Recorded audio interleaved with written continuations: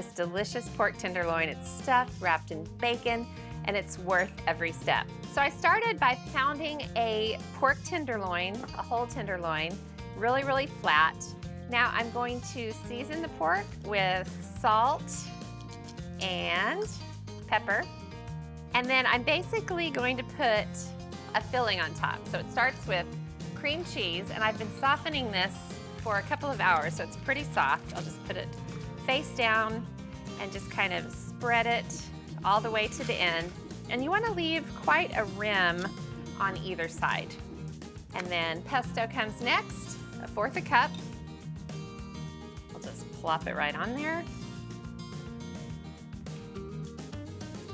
And then I've got sun-dried tomatoes, and I'll just sprinkle those all over. Pine nuts for a yummy flavor and crunch. And then spinach.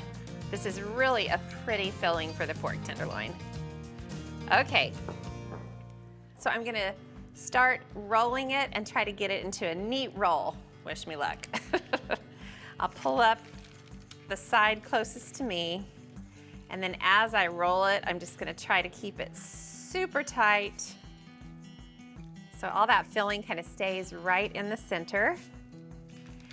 And then I have another little surprise. I have a piece of plastic wrap on a separate board. Get off! And I shingled bacon slices. So look at this, Alex. How beautiful. Okay, so I'm gonna start rolling, and I'm gonna use the plastic wrap to kind of be a guide. Can you see this?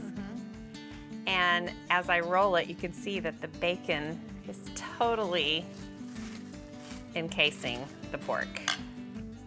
Pork and pork.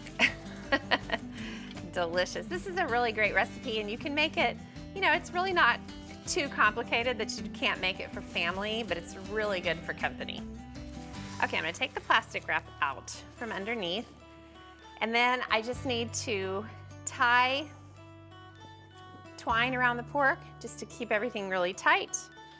I'm gonna tie about 4 pieces here and there.